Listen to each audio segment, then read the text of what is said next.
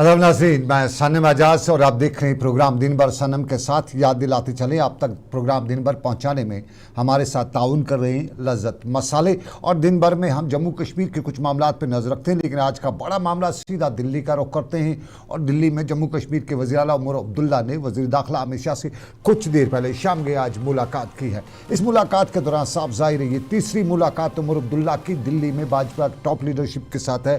और जम्मू कश्मीर से मुतालिक उमर अब्दुल्ला की आज की मीटिंग में, जहां खुद उमर अब्दुल्ला ने बाद में बताया कि जम्मू कश्मीर को बहुत से मसाइल पे गुफ्तगू हुई, जम्मू कश्मीर के मामलात हैं उस पर बातचीत हुई। लेकिन इस मीटिंग से पहले हमें जो नेशनल कॉन्फ्रेंस की कुछ लीडरशिप उनसे जब बात हुई थी, उन सब ने पूछा था मीटिंग का एजेंडा क्या है, तो उनका सबसे बड़ा यही कहना था कि कुलगाम में फौजी की हलाकत का मामला है, उसके साथ ही बिलावर जम्मू में एक आम शहरी के मामला जो है मुबैना हलाकत है उस पर मामला है। और फिर यहाँ नॉर्थ कश्मीर के सोपोर के संग्रामा में जो एक आम शहरी को मौत की नींद सुलाया गया। ये ऐसे मामलात हैं जिनके साथ डायरेक्ट मामला जो है दिल्ली का है, होम मिनिस्ट्री का है, और होम मिनिस्ट्री इन सभी मामलात को देखती है। ये बड़े मुद्दे थे जो उमर अब्दुल्ला को आज उनके साथ डिस्कस करने थे। लेकिन इसके साथ साथ सबसे बड़ा मुद्दा जो जम्मू कश्मीर का है वो है जम्मू कश्मीर की स्टेटहुड। और साफ जाहिर है जम्मू कश्मीर की स्टेटहुड के बगैर जम्मू कश्मीर में इस वक्त सरकार जो है कुछ ऐसा कर नहीं पाती है, कुछ ऐसा कर नहीं सकती है जिसके लिए उन्हें अकाउंटेबल बनाया जा सके, जिसके लिए उन्हें जवाबदेह बनाया जा सके। तो इस अकाउंटेबिलिटी स्टेटहुड की बात जब की जाती है तो सियासी तजिया निगार या दिल्ली में जितने भी बड़ी टॉप लीडरशिप है वो सबका कहना है कि अभी दिल्ली दूरस्त स्टेटहुड के हवाले से। और आज की उमर अब्दुल्ला की इस मीटिंग के बाद, जब उमर अब्दुल्ला मीटिंग के बाद बाहर निकले तो आवाज़ लहजा सब वही था।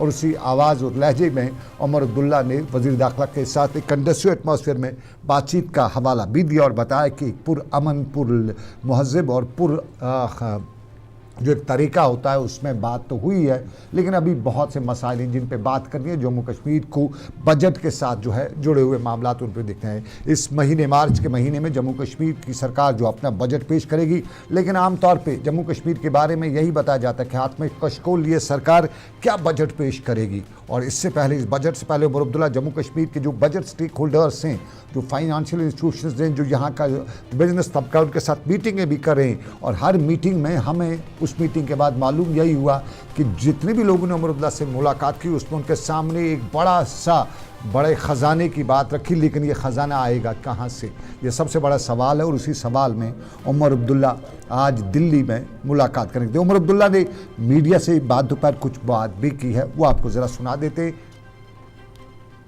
तो हैं जम्मू कश्मीर के स्टेटहुड के हवाले से बात हुई, जम्मू कश्मीर के सिक्योरिटी और वहाँ के हालात के हवाले से बात हुई। 3 मार्च को हमारा बजट सेशन लगना है, उस संदर्भ में गृह मंत्री साहब से बात हुई। गवर्नेंस और इन चीज़ों को लेके तफसीलन जो बातें करनी थी हमने की। कुछ मुद्दों पर बात हुई उमर अब्दुल्ला, लेकिन उमर अब्दुल्ला की ये तीसरी मीटिंग और उसी हवाले से सियासी तजिया नगार फ़िलहाल लब कुशाई करने से महरूम हैं और कहते हैं कि अभी दिल्ली दूरस्त, क्योंकि स्टेटहुड के मामले पे आम तौर पे एक राय है, जिसे हिंदी में कहें एक धारणा है कि बीजेपी जब तक न जम्मू कश्मीर में कुछ ऐसा प्लान करे तब तक स्टेटहुड के बारे में बीजेपी सोच भी नहीं सकती। और आज भी सवाल यही पूछे जा रहे हैं कि जब सभी जम्मू कश्मीर की पॉलिटिकल पार्टीज है, चाहे वो इवन बीजेपी है, वो भी जब कहती है कि एटमॉस्फेयर कंडीसिव है, स्टेटहुड रेस्टोर होनी चाहिए, तो दिल्ली को स्टेटहुड रेस्टोर करने में कबाहत कहाँ से, दूरी दिल्ली स्टेटहुड के हवाले से दूरी क्यों है, ये सवाल है आमतौर पर पूछा जा रहा है। और दिल्ली भी इस हवाले से जो टॉप लीडरशिप है वो खामोश है। छोटी बड़े लोग जो हैं पॉलिटिकल पार्टीज़ में वो गाहे बगाहे इस पर अपना रद्दमल दे ही देते हैं, लेकिन नकार खाने में तोती की आवाज़ कौन सुनता है, यही कुछ कहा जाता है स्टेटहुड के बारे में। ये बात भाजपा के टॉप लीडर और जम्मू कश्मीर के टॉप लीडर की मुलाकात का हवाला। लेकिन इस हवाले के पस मंज़र में जब बात दिल्ली की होगी तो दिल्ली से अच्छी खबर AIP के लिए। अवामी इत्तेहाद पार्टी के इंजीनियर रशीद, जो करीबन 15 दिनों से आज हड़ताल, 10 दिनों से वो आज भूख हड़ताल पे थे। उसके भूख हड़ताल के बाद उन्हें हॉस्पिटल में भी दाखिल कराना पड़ा था। लेकिन दिल्ली की हाई कोर्ट ने, दिल्ली की अदालत ने इंजीनियर रशीद को 2 रोज़ा हिरासती पैरोल पर इस पार्लियामेंट इजलास में शिरकत की इजाज़त दी है। साफ जाहिर है ये बड़ा फैसला है, 2 रोज़ा पैरोल का फैसला, लेकिन ये पैरोल बाद में एक्सटेंड भी हो सकता है, ऐसा कुछ जो है लीगल एक्सपर्ट्स बता रहे हैं। लेकिन लीगल एक्सपर्ट्स का मानना है कि ये अदालत की स्वाबदीद पे है और सरकार की स्वाबदीद पे है। नॉर्थ कश्मीर से इंजीनियर रशीद जो हैं वो इलेक्शन जीत के आए हैं और इलेक्शन जीतने के बाद उन्होंने वहाँ से रिप्रेजेंटेशन करनी थी, लेकिन पिछले पार्लियामेंट इलेक्शन से पहले और बाद लगातार इंजीनियर रशीद जो है कैद में ही है, तो यूँ नॉर्थ कश्मीर की रिप्रेजेंटेशन भी नहीं हो पा रही है। और इंजीनियर रशीद ने जो अपने पैरोल था, हिरासती पैरोल, उसमें भी अपनी दरख्वास्त में भी अदालत को बताया था कि वो नुमाइंदे हैं एक 50-30 लाख के करीब लोगों के, तो 29 लाख लोगों की रिप्रेजेंटेशन जो है मुल्क के सबसे बड़े ऐवान में नहीं हो रही है। बात रिप्रेजेंटेशन की, तो मामला जम्मू कश्मीर की रिप्रेजेंटेशन का या जम्मू कश्मीर की अवामी नुमाइंदगी का, तो सरकार नेशनल कॉन्फ्रेंस उन सब की एक जिम्मेदारी है, लेकिन अपोजिशन में पीडीपी भी रिप्रेजेंटेशन की बात करती है। और कुछ ऐसे इशूज़ पे जहाँ पे खामोशी जो है कुछ हल्कों की होती है, वहाँ पे पीडीपी बात कर ही जाती है। बात कश्मीर के 2 मुद्दे जम्मू कश्मीर के, एक बिलावर का मुद्दा जहाँ पे एक नौजवान को मुबैना तौर पे इल्ज़ाम है कि पुलिस हिरासत में रखा गया, इल्ज़ाम है टॉर्चर किया गया, और उसके बाद वो नौजवान बाहर निकलता है और मस्जिद में जाके हाथ पे कुरान शरीफ उठा के बताता है कि मेरा मिलिटेंट से कोई वास्ता नहीं है, लेकिन मुझे बहुत टार्चर किया जाता है, मुझे बहुत तंग किया जाता है, अब मेरी ज़िंदगी कोई फ़ायदा नहीं, मैं जाऊँ तो जाऊँगा कहाँ, कल प्रॉपर्टी सीज़ करेंगे, कल दूसरी चीज़ सीज़ करेंगे, तो मैं खज्जल ख़ार हो जाऊँगा और इससे खज्जल ख़ार होने से बेहतर है मैं सुसाइड कर लेता हूँ। कुछ लोग ये भी बता रहे थे, ये लोगों का कहना है। और उसके बाद उस आवाज़ को उठाया पीडीपी ने। इसके साथ साथ नॉर्थ कश्मीर के सोपोर में नौजवान को गोली मारी जाती है, उस गोली मारे जाने के एविडेंस जो हैं या माफ़ कीजिए सर्कमस्टेंसेस जो हैं बहुत ही मशकूक हैं। जो थ्योरी दी गई गोली मारे जाने की वजह थ्योरी भी इतनी घटिया लग रही थी, इतना वो फिल्मी 3rd C ग्रेड फिल्म का प्लॉट लग रहा था कि जो थ्योरी बताई गई 24 किलोमीटर फॉलो किया कश्मीर की सड़कों पर, तो लोग शक शुबात पे क्या, लोग उस पर पूरी तरह से, उस पर पीडीपी सदर महबूबा मुफ्ती ने भी बात की और महबूबा मुफ्ती ने कल या यूं कहीं एक दिन पहले उस पर वहाँ उनके घर ताज़ियत के लिए जाने का प्लान भी बनाया हुआ था, लेकिन उससे जाने की इजाज़त नहीं गई थी। महबूबा मुफ्ती की बेटी इल्तिजा मुफ्ती बिलावर जाना चाहती थी, उसको भी इजाज़त नहीं दी जानी थी, लेकिन कहीं न करके इल्तिजा मुफ्ती ने कोशिश की और वो बिलावर भी गई। और उसी के बिलावर पहुंचने पर आज उनकी पार्टी या खुद महबूबा मुफ्ती ने अपनी ट्वीट में लिखा कि इल्तिजा मुफ्ती के जो 2 PSOs हैं उनको जो सस्पेंड किया गया है ये नाइंसाफ़ी है, उनने से गैर मुनसिफाना और सिर्फ में ज़रीफ़ी बताया। और ट्विटर पर उन्होंने लिखा कि सिर्फ इसलिए सज़ा दी गई कि इल्तिजा मुफ्ती को नज़रबंद रखने के बावजूद भी वो कठुआ पहुंचने में कामयाब हो गई। लेकिन महबूबा मुफ्ती ने आज सरकार को एक तरफ, उसके साथ साथ नेशनल कॉन्फ्रेंस को भी, क्योंकि यहाँ पे 2 सरकारें हैं, आमतौर पर बताया जाता है डबल इंजन सरकार है, तो उसमें उन्होंने आज नेशनल कॉन्फ्रेंस पर भी वादा खिलाफ़ी का इल्ज़ाम आयद करते हुए बताया कि सिर्फ नेशनल कॉन्फ्रेंस अल्फाज तक महदूद है, तमाशाई बनी हुई है। ये महबूबा मुफ्ती का आज का इल्ज़ाम था। बात मुल्क की, बात दिल्ली की, बात जम्मू कश्मीर की। और अब ज़रा नाज़रीन कुछ मुद्दे जो हैं जो हम तक पहुँचते रहते हैं उन पर हम ज़रा बात करेंगे। आमतौर पर ये मुद्दे जो हैं हमें कुछ ज़राए से मिलते हैं। आज एक दोस्त ने हमें फ़ोन करके सऊदीया से कॉल की और बताया कि जम्मू कश्मीर, मैंने जब इंटरेक्शन हुआ बातों मैंने पूछा कि जम्मू कश्मीर के लोगों को सऊदीया या दूसरे गल्फ़ कंट्रीज़ में इतना जॉब वगैरह क्यों नहीं मिलता है, अक्सर नाउमीद क्यों होते। तो उनका हैरत अंगेज़ इंकशाफ जो हमें मालूम हुआ, उन्होंने हमें बताया कि जब भी यहाँ किसी कंपनी को, यानी सऊदी अरबिया किसी भी कश्मीर कोई भी कंपनी किसी भी कश्मीरी को जॉब देती है, तो उसके बाद ऑफ़र लेटर जो है वो उसके रिश्तेदार लेके उस पर जो नंबर्स होते हैं उन नंबर्स के साथ लेके अपने सऊदी में या कहीं और उनके रिश्तेदार दोस्त अहबाब हो उनके साथ शेयर करके उनको बताते हैं कि ये ज़रा चेक करिएगा ये फ़ेक है या बाकी कंपनी असली है, कंपनी असल है या फ़ेक है। तो उनके जो दोस्त अहबाब वहाँ पे होते हैं वो फ़ोन उठाना शुरू कर देते हैं, उनके HR मैनेजर्स या दूसरे स्टाफ को लगातार क्वायरीज़ करते हैं। और फिर ये एक आदमी नहीं करता है, 20-25 लोग जो होते हैं रिश्तेदार, हर किसी को दिया जाता है नंबर वगैरह क्रॉस चेक करने का। तो वहाँ जो क्रॉस, तो उसके बाद लगातार जब कॉल्स आ जाती है क्रॉस चेक की, तो इरिटेशन हर किसी आदमी को हो जाती है बार बार जब कोई कॉल आ जाए।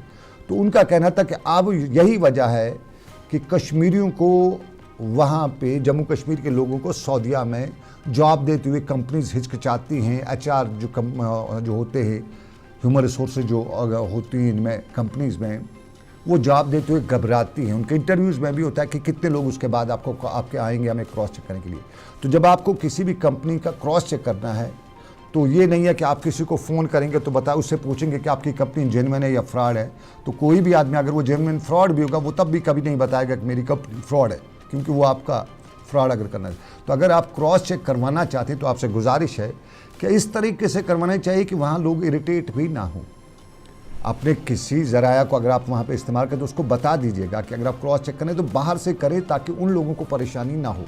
क्योंकि बार बार जब आप फ़ोन करते हैं, उनको मेल लिखते हैं, बाकी चीज़ लिखते हैं, कितने जवाब दें, रिमाइंडर पे रिमाइंडर, तो वो उनका बिजी शेड्यूल होता है, काफ़ी काम होता है। तो इस हवाले से गुजारिश है कि जिस किसी कश्मीरी को, क्योंकि इससे सारी कौम बदनाम हो जाती है। 10 आदमी ही अगर ये क्रॉस चेक करने को प्रोसेस को लेते हैं तो पूरे कश्मीरी फिर बदनाम हो जाते हैं, फिर दूसरी कंपनी तक बात पहुंचती है। तो फिर ये HRs वगैरह जो होते हैं, इनका अपना भी एक नेटवर्क होता है। तो आमतौर पर जब कश्मीरी को इस नेगेटिव मार्किंग कश्मीरी की आ जाती है तो फिर कश्मीरी को जॉब मिलना मुश्किल हो जाता है। तो गुजारिश आपसे कि एक प्रोटोकॉल होता है, एक सही तरीका होता है, उस हिसाब से आप अपने क्रॉस चेक करवाइएगा। आपको क्रॉस चेक से कोई नहीं रोकता है, लेकिन ये तहजीब और तमद्दुन के साथ साथ कुछ दायरे होते हैं।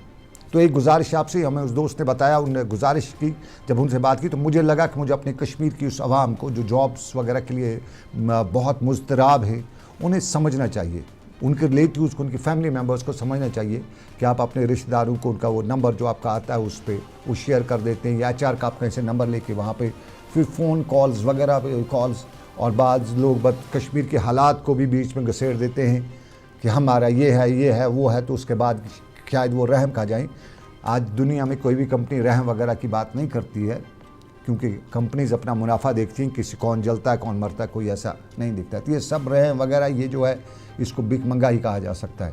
तो इस चीज़ को साइड में रखिए, अपने जॉब की बात करते हैं तो अपनी टर्म्स एंड कंडीशंस पे जॉब लीजिएगा, लेकिन साथ साथ अपनी चीज़ पर ख्याल रखिए। और दूसरी बात, सरहदी ज़िला कुपवाड़ा का लोलाब का इलाका मेरा आबाई वतन, उस आबाई वतन में कल जाने के बाद आज जब वापस आ रहा था तो कुपवाड़ा में जो बाबुल लोलाब है, जो कुपवाड़ा जांगली में है, उस बाबुल लोलाब के ने अब लोलाब को एक पहचान दी। और जब भी आदमी कोई लोलाब की बात करता है तो बाबुल लोलाब उसको नज़र में आ जाता है। उसी बाबुल लोलाब के सामने आज मैंने काम होते हुए देखा।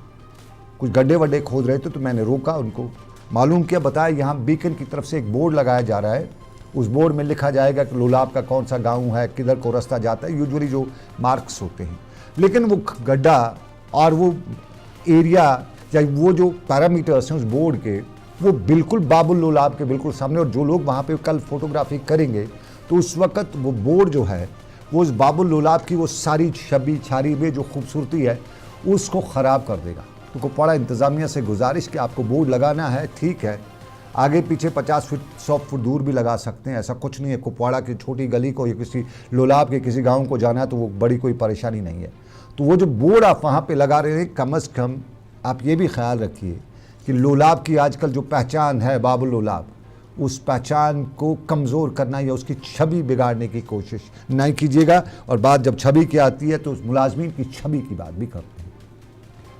श्रीनगर की प्रेस कॉलोनी में आज मुलाजमीन का मुजाहरा था और ये डेली वेज और कैजुअल्स की जानिब से श्रीनगर की प्रेस कॉलोनी में आज मुजाहरा था। इस मुजाहरे में पुलिस ने आज बड़ी कोशिश की, एहतजाज की इजाज़त बताया गया कि नहीं है, ताहम यहाँ एहतजाज करने वाले लोगों को पुलिस ने गिरफ्तार भी किया। इन लोगों ने सरकार पर इल्ज़ाम आयद किया कि नाइंसाफ़ी सरकार की तरफ से हो रही है। नाइंसाफ़ी सरकार की जो है, इस नाइंसाफ़ी की वजह से मुलाजमीन के बच्चे जो हैं वो तालीम से बहरवा हो जाते हैं, उनको तालीम तक रसाई हासिल नहीं हो रही है। वालिदैन जो है बुज़ुर्ग, उनको अब दवाई तक नहीं मिल रही है। और सरकार इंसाफ के बजाय उन्हें हकीकत से बैद, हकीकत से दूर रख रही है।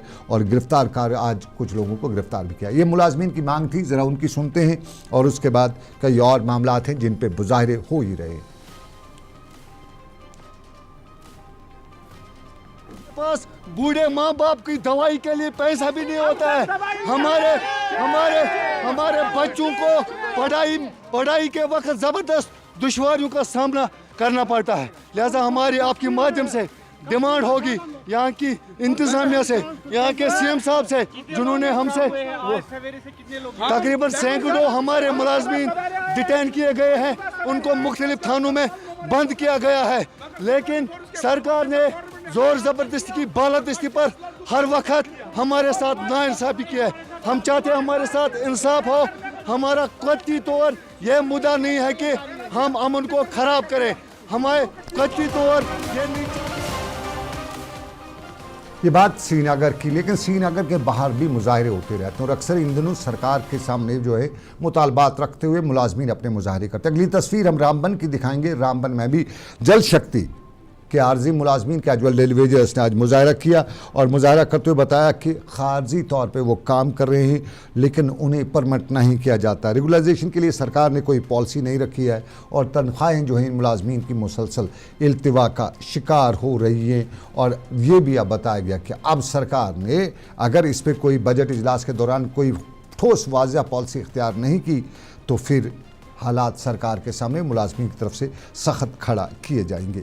ये मुलाजमीन के मुजाहरे। लेकिन पहलगाम के बारे में आप जानते हैं, पहलगाम खूबसूरत है। पहलगाम कुदरती वसाइल के, कुदरती जो नज़ारा है पहलगाम को, उसके बारे में भी आप जानते हैं, बहुत खूबसूरत है।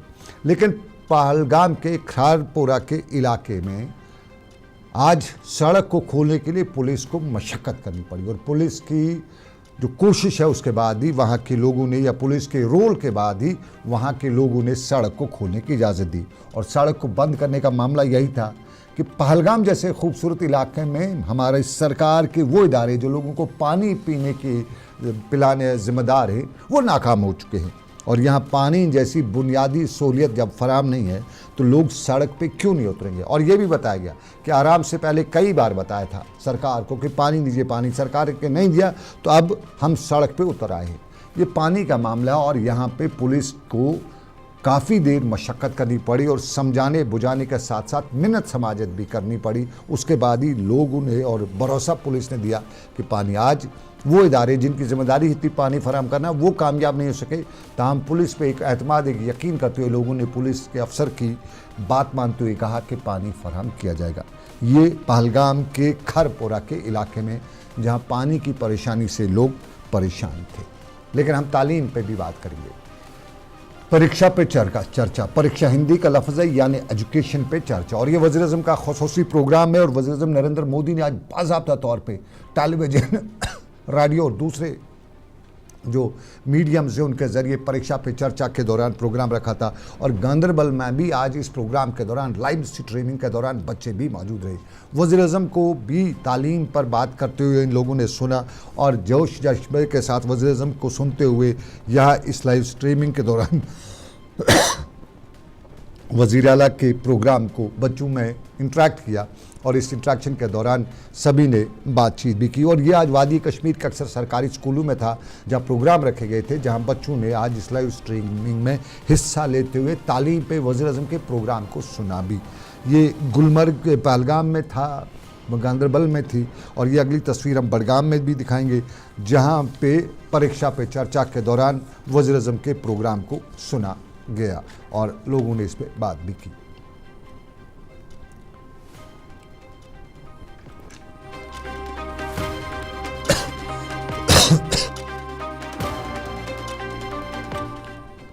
और नाज़रीन, चलते चलते मौसम का हाल अहवाल। वेस्टर्न डिस्टर्बेंस आमतौर पे आप जानते हैं तनाव को ही कहते हैं, लेकिन ये तनाव जो है वेस्टर्न तनाव यानी वेस्टर्न तनाव का जो कश्मीरियों को बड़ा बेसब्री से इंतज़ार होता है।